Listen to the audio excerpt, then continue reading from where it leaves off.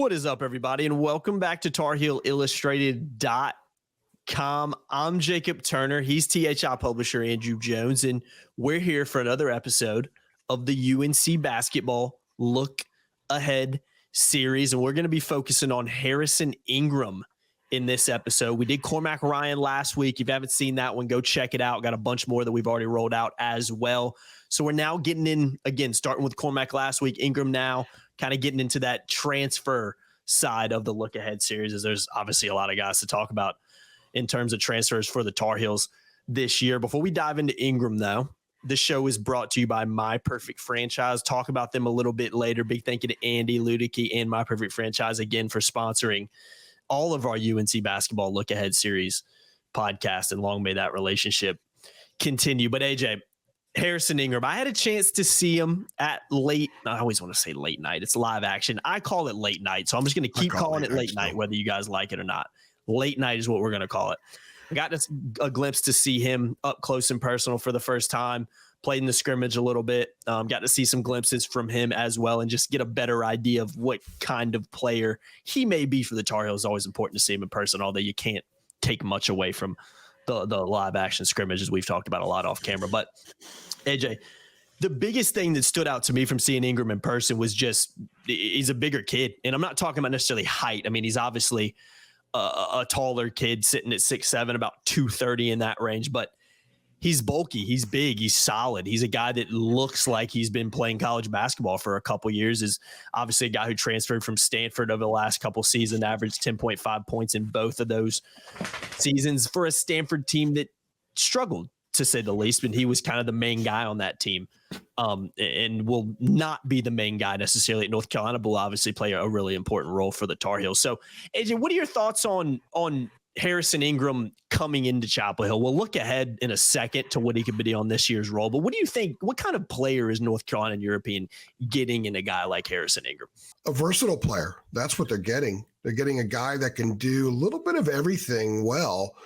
I don't know if he does anything exceptionally well other than blend, because he's a guy that can handle the ball. He handled a lot in shot clock situations at Stanford. He also ran the point a decent amount. They didn't really have a definitive point guard. He's a guy that has really good vision. He has awareness. He can find teammates and gets them the ball. He averaged 3.5 assists or so a game. He's a good rebounder. He can score some. I think he's a guy that has more to his scoring game than he showed at Stanford. He told me that he's getting a lot of catch and shoot jumpers and threes, jumpers inside the 3-point line, the mid-range stuff, and also on the perimeter. And most of his shot attempts at Stanford were dribble and shoot threes. So anybody that's played basketball knows that almost all players will shoot better coming off the catch on a catch and shoot situation than on a dribble and shoot situation. So he expects that his shooting percentage will be up. The thing that impresses me so much about him, though, and you'll see this in some of the stuff I've written this week about him, because we do that 3 days in a row. We do something on a certain player. And I guess this is because last year it looked like Pete Nance got in the way sometimes because he just wasn't super mobile. He wasn't. Remember when we talked about his film at Northwestern? I never saw him play wing to baseline ever. No. He was in the corner some last year, but he was more high post and just kind of got in the way. The driving lanes weren't there as much. Harrison Ingram's not going to get in the way, and he's not going to try to shoot himself into a zone. So Carolina had two guys last year. One got in the way a lot, just kind of slowed things down. The other one would try to shoot himself into a hot streak. And it both hurt the team, hurt their offensive efficiency, hurt their flow. And Harrison Ingram doesn't do that. If you go look at his shots this past season, he averaged 9 shots a game at Stanford. This is a team that had a losing record. It's a team that needed to win more games, but he's a guy that played within the framework of the team. He didn't go out there and say, I'm the man, you all are chumps, I'm the McDonald's All-American, I'm going to get mine. And that fits with this team. Some people might say, well, he should have put him on his back and led to more wins. Maybe not if that's not the kind of player he is. He was a McDonald's All-American. He was a top 10, top 15 recruit, depending on what service you look at. But that doesn't mean that translates to college. Maybe his role is being the third option, being the third guy, a high-level complimentary guy who plays the IQ game and enough of a physical game that it's a good match for what North Carolina needs this year. I think that he does fit well. He'll have no problem with RJ and Armando leading him in scoring. He'll have no problem with Cormac Ryan going for 25 one night. He'll have no problem being a guy that goes 6-6-3 in a game if they win. Because you also know that the 18-8-4 game's coming, if that's what's needed, because he's got that skill set. So I like him a lot. I think that he's a guy that can give you a lot of what people wanted Leaky to give him, and I'm not denigrating Leaky at all here. Leaky was a great defensive player, and they don't have that replacement on this team as far as I can tell. But offensively, there's just more stuff that Harrison can do at a little bit higher level. So I think offensive efficiency should get a positive uptick with a guy like Ingram on the floor. Yeah, he's a guy that, again, you need guys like him on your team. Like you said, guys who can do a little bit of everything pretty well. You don't necessarily need 5 guys in your starting 5 that all want to score 30 points a night. It's not going to work out very well. Can't do it.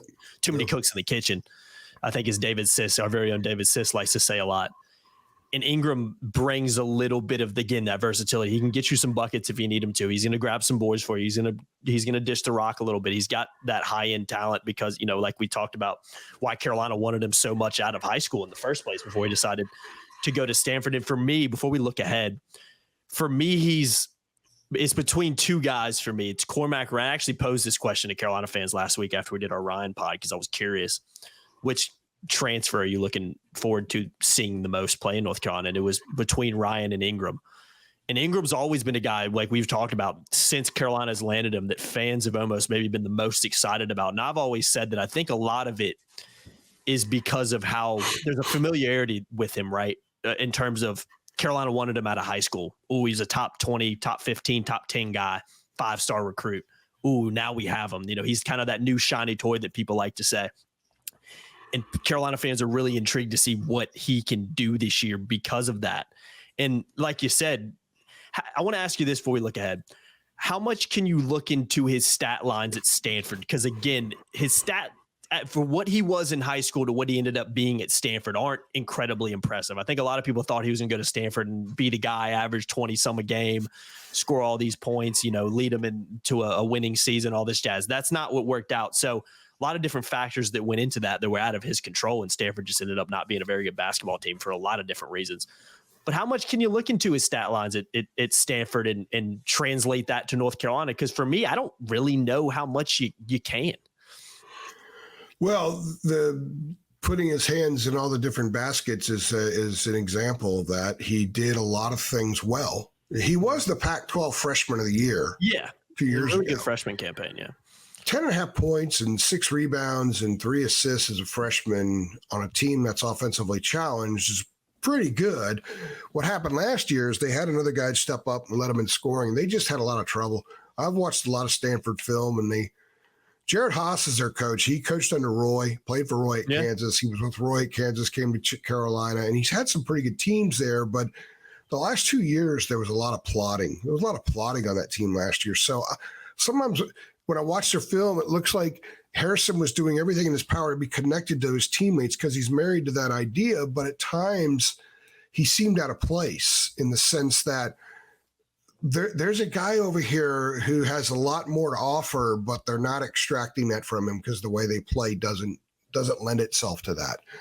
He told me that the way Carolina plays lends itself to extracting more out of his game. He said we will see more of an offensive player, which means maybe some more left-hand drives into the lane from the right wing where he stops, pulls up, and hits a 12-foot jumper, or a catch and shoot 3. He said he worked out with Seth Curry's trainer this summer and really worked on his shot. And a lot of it's catch and shoot stuff because the way Carolina's going to play is going to get a lot of that. But he's also a guy that's got a nice, strong body.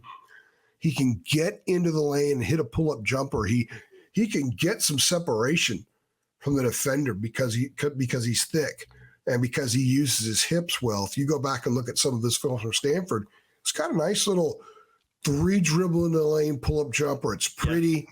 Yeah. He gets it off. He kind of keeps the defender a little bit at a distance because of his strength and because they don't know if he's going to take one or two more dribbles and try to get to the rack or not. So I think we're going to see a lot of that stuff. We're going to see an efficient game. He's an efficient player.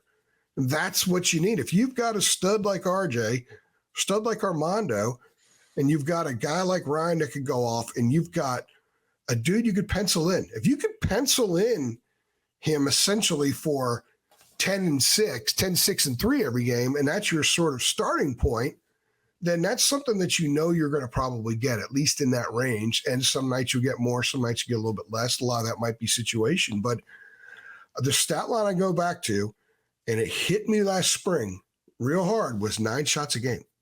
Mm-hmm. He's not going to get in the way.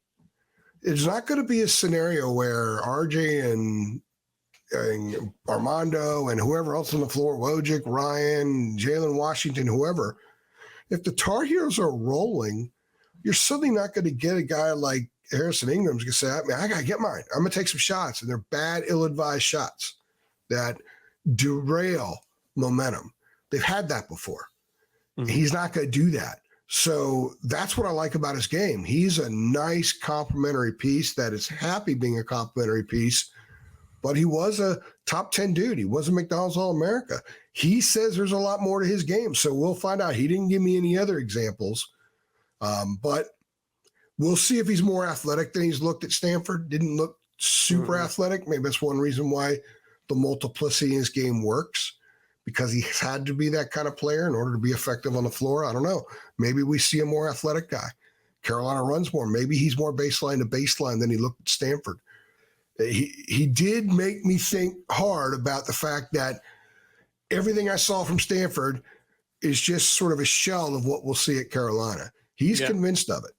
Yeah. So he's a smart guy. He's a Stanford dude. When you're talking to him, you're like, yeah, it's a Stanford guy. Mm-hmm. And he's a smart guy. So I tend to take him at his word right now. We'll see by Christmas. We'll have a real good idea what kind of player he is. Oh, but he's not going to be a bad player. I don't think he's going to be a disappointment. He's not going to be a guy that suddenly you look out there and say, man, they can't fix this. Mm-hmm. Like last year, they couldn't fix that. Yeah, there's a lot of stuff they couldn't fix. They couldn't fix it. They didn't have the bench to fix. They couldn't fix it. I don't think Harrison Ingram's going to be a problem for him in that way. I think he will be an asset at all times. I mean, he may have some bad shooting stretches, but he'll still be an asset as a floor player and everything else. Yeah, I agree. I think his game definitely lends well to that. And before we look ahead a little bit more, again, I want to talk about our sponsor, and that's My Perfect Franchise. And you guys know the drill. I mean, we've talked about them a lot. They've been partnering with us a lot. Andy Ludicky is a long-time franchise owner, long-time rival subscriber as well. So we have a really good relationship with him. And essentially what he helps people do, and let me throw this in too, he doesn't get paid unless you get paid. So he's not charging anything necessarily to do this. If you make money off your franchise and have success opening a franchise, he'll obviously get a little bit of that. But if you don't make any money during this process, he's not making any money either. But what he helps people do is he's a guy that, years ago didn't really like his career, kind of wanted to switch it up and decided to open a franchise and has had a ton of success with that. I mean, what does he own? Like, it was a dumpster business, porta potty business, something like that. Dumpsters and porta potties. I mean, who would have thought, right? $1 gazillion. Every time I see a porta potty now, I think of Andy Ludicky. I'm sure he loves that. That's terrible, but it's true. It's terrible, right? It's terrible. I'm like, again, there's money. I see a porta potty, I'm like, I hear a cash register and Andy Ludicky's so much money there. There's like 100 in the Bulls lot. You know what I mean? I mean, during tailgating season. So, I mean, it's such a good business. And there's so many different type of franchises you open. A lot of people talk about franchise. They talk about restaurants, fast food chains, maybe a car service like a Jiffy Lube, something like that.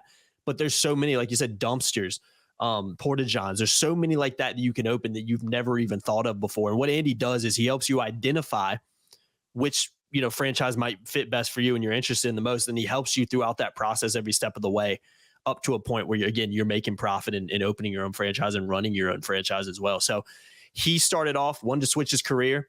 Now he's had a lot of success in it and is choosing to kind of give back now because he wants people who maybe are wearing his shoes when he did this 20 years ago and started it, that are in his shoes now that want to switch up their career and be their own boss and do their own thing, open their own franchise.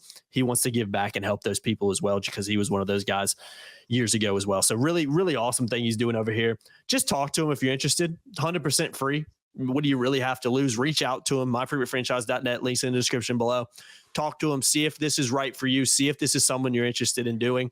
And again, he'll walk through the whole process every step of the way. And that's the most reassuring thing I think of this, AJ, is you've got a guy who's been there, done that guy, and he's going to help you throughout the whole process, because this is a new thing for people who are, potentially signing up for this. They don't know anything about franchises. He's been there and done that as a guy who didn't know anything about them before, and is now an expert and had a lot of success with them as well. So reach out to Andy.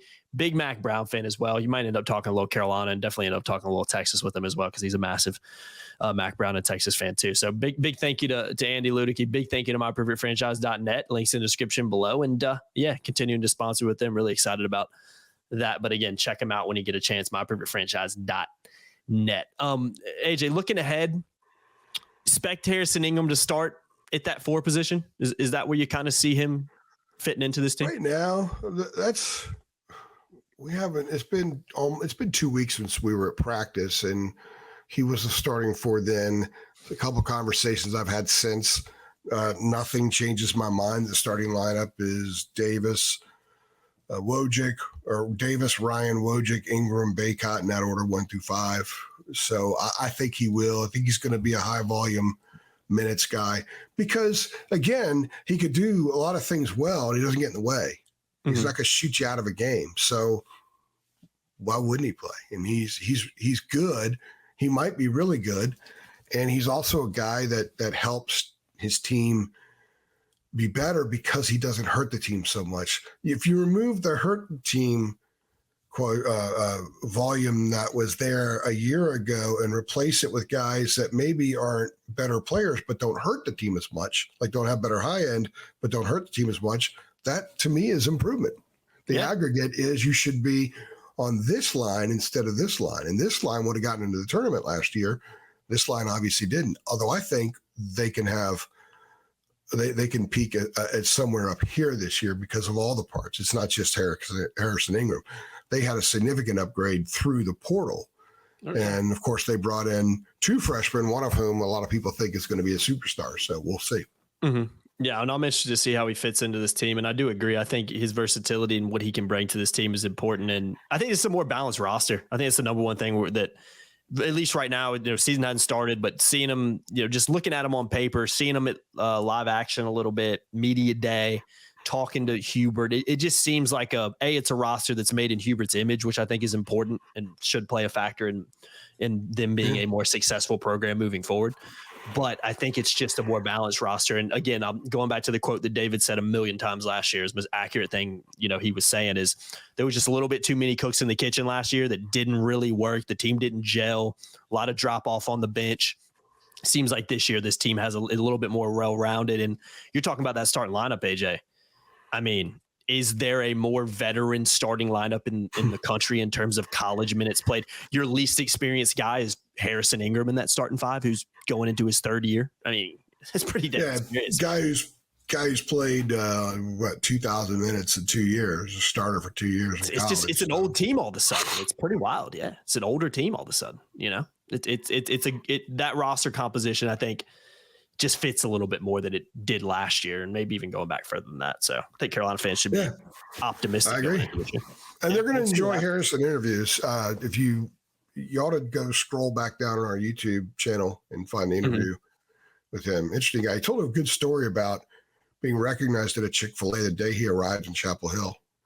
And that doesn't surprise me, man. All the people behind I just caught this. I was writing the story the other day, and I went back over the interview, and the people behind the counter wanting to take photos with him and stuff, but he said they got free food too.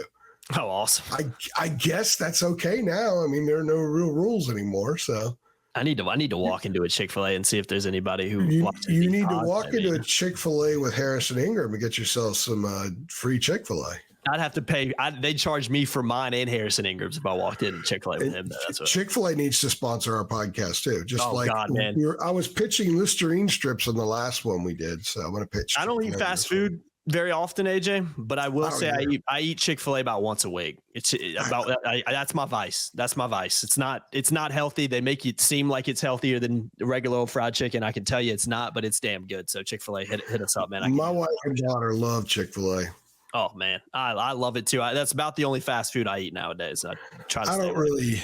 I only eat it on the road when I'm traveling a lot because sometimes there's no other options. But I never eat it when I'm not on That's the road. good. I never eat That's anything good. I like wish that. I could stay the same. I'm trying to kick it, but it's especially me working during the week. I need a quick lunch to grab. It's too easy. Service food's great. I mean, shout out. Do you get fries? Do you get the Oh, yeah. fry like the? Get the Don't they large have fries. those? Don't they have those? Yeah, the little box. Yeah, the waffle fries. Waffle fries. Yeah. I love them, man. Some of the best fries in the game. I get Chick-fil-A sandwich with a large fry and a medium drink. That's all I need right there. That large fry kicks in. I could probably eat 2 sandwiches, if being honest, but Yeah, fries were like my arch enemy. I love a good French fry. They made AJ blossom. Blossom. So, Nothing better than a French fry, man. You don't eat French fries anymore. Is that what you're telling me? This is a French fry free zone right here. I don't eat French white fries. stuff. When's the last time you had a French fry? Well, actually, I did when I was up in Virginia for the reunion weekend because I had to coat my stomach. Yeah, where'd you go? It was right there in the Hilton. I ordered okay, gotcha. I didn't know if you went to Chick-fil-A or something like that. I had to ask. No. Hilton, Angus Burger at the Hilton. We had a restaurant and a hotel down in King Street in Alexandria. Look at you, man. Got you up in the Hilton up there. You're living big up there in those parts, man. Yeah, it's a nice place right across the street from Theismann's, so I don't have to worry about anything. I can just go back. But had to coat the stomach because it was a big reunion weekend. Yeah, so, man. Just in case I went overboard. Got to get that grease in there to help soak up some of that. It was good. I mean, it was good. And everybody, I'm like, yep, this is what got me to be the old AJ, the much more rotund AJ. Hey, man. There were other contributing factors too, but fries were like my number one arch nemesis. Oh, nothing better than a French fry, man. Oh, man. I love a French fry. You make me want to eat one right now. Might have to make a Chick-fil-A run. No, I can't do it. I actually had Chick-fil-A yesterday, funny enough. So that's my fast food for the week. I'm tapping out. I'll have a turkey lunch meat and cucumber run. How about that? Ooh, that sounds good right there. I'm going to have to get me some. Actually, I'm a cucumber. Cucumbers are good, man. Ken's buttermilk ranch dressing. It's only one carb. That's the same ranch that I eat. That's the same ranch I eat. That's a great ranch. Cold cucumbers, and the dressing has to be cold too. Yes, has to be cold. You don't want lukewarm. Want lukewarm. I will say this too, Chick-fil-A, really good ranch. It's got a little garlic hint in it. People that are watching will know what I'm talking about. It's fantastic. So if you ever had Chick-fil-A ranch, try that out. I don't know what it tastes like. You can buy it at the store now. Go to the fresh vegetable. Well, there is Chick-fil-A sauce that my daughter makes me buy. Chick-fil-A sauce is great too. You can buy it in the store. Great too. I know that when I go out of town, I know what my wife and daughter are eating because they order every meal on DoorDash on my account, so I can just go onto my bank account and say, "Oh, they ate Chick-fil-A today for $58 or whatever." Yeah, that DoorDash will get you, man. Yeah, it'll get you. That DoorDash, you might as well. It gets me. Yeah. I've ordered DoorDash for myself twice when I've been on the road, all these years, twice. Wow. And each time I had to call my wife and say, how do I do this again? Yeah. That sounds like you, AJ. Yeah. Well, I mean, I never do it. So sure. Yeah. It's the least of your DoorDash probably have a plaque of me in the DoorDash Hall of Fame, and I don't even order from it. It's just that my account paying for my wife and daughter. You're one of the hottest accounts in the country, probably, with how much they get a standing ovation there, and I wouldn't even know why. Shout out DoorDash, man, making it way too easy. DoorDash can sponsor our podcast too. Yeah, we'll take him. Hey, man, we don't discriminate over here, AJ. We'll take anybody. I'll get my wife to do the read on that one. As much as I eat Chick-fil-A, I should get a Chick-fil-A sponsor, man. I really should. I'm keeping them afloat, I think. You just said you only do it every once in a while. I only do it once a week. I only eat it if I only eat fast food. If I'm gonna do it, maybe once a week. But I legitimately probably eat Chick-fil-A once a week. Yes. Doesn't Carolina do it for basketball for the pregame meal? They do. They often, yes. Chick-fil-A. Often they'll do a Chick-fil-A sandwich. I never eat the pregame. They'll do a little Jersey Mike's. They'll do a little, the Duke game. They'll get a little Italian spread in there. They go hard for the Duke game. They got basketballs. I don't get the football pregame meals because I'm in the photo area. So I just don't do them after the game. They stop doing them. They stopped doing them in football. Oh, I didn't know that. They have a bowl of snacks and they have like pickled, I don't know, pickle flavored potato chips or something like that. Oh yeah, they have the same thing in the photo room. Okay. I thought we were getting short into the stick. That makes me feel a little bit better.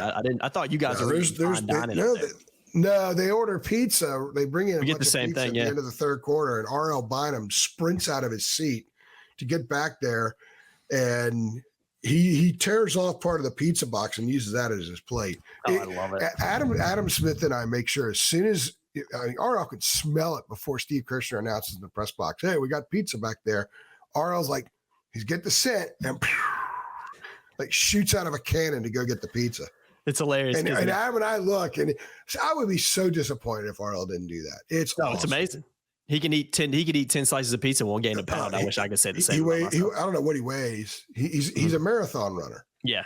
So you got it. You got a carbo load, man. Got a carbo load. At the Sweet 16 in Kansas City in 2019, the wonderful Jenna Miller, our photographer, counted RL made 8 trips to the cookie line. Oh, that's fantastic. Big, like Otis Spunkmeyer cookies, right? Hey man, when you're running 30 miles when you wake up in the morning, you got a carbo load. You can do whatever the hell you want. He probably ran to Kansas City. He probably runs to the Keenan Football Center for every game. He probably ran to Kansas City for the Sweet 16. Probably ran back too. He could do it too. He could do it. I can't run 2 miles. For those of you who don't know, RL was the guy who was always wearing a Cubs hat during the tournament run 2 years ago. Big Cubs guy. Big Cubs guy. Yeah. Big Cubs fan. That might. I like RL. He's a baseball guy. Yeah, I like RL. Good guy. Yeah, I'll check. Bruce Young is a big RL fan. I mean, who isn't? Who isn't? Bruce is standing at attention right now for his respect for RL. You know what's crazy? We've done 3 pods this week, and I think we've managed to derail all 3 of them, which is pretty amazing for us. So we've derailed each episode multiple times too. So it's been an impressive week for us. But we try to mix it up a little bit. We try to mix it up. We're gonna hear sirens in a minute. Yeah, we got to get on out of here, AJ, and we will get on out of here. The Harrison Ingram edition of the UNC Basketball Look Ahead series. Appreciate y'all watching as always. Like the video below if you think Harrison Ingram is a good addition to this Carolina roster, but B, if you're just excited to see him play in a Carolina uniform starting next month. Basketball season not too far away now. I've been Jacob Turner. He's been Andrew Jones. Appreciate y'all watching as always, and we'll see you on the next one. Thanks.